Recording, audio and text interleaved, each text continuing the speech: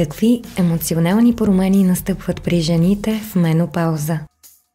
По време на менопауза в тялото на жената се случват изключително много хормонални промени, които неизбежно се отразяват на психическото й състояние. Около 70% от жените в менопауза изпитват по-висока тревожност и депресивност.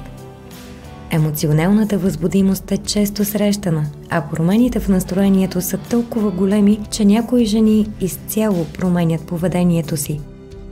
Възможно е да се наблюдават истерични епизоди, които се дължат на негативните мисли, обзели жената. Невротичност и преувеличаване вследствие на натрупаното нервно напрежение. Страх от изоставяне, породен от чувство на неоцененост и непотребност.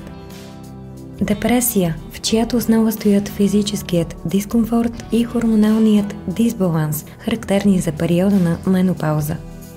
Паник-атаки.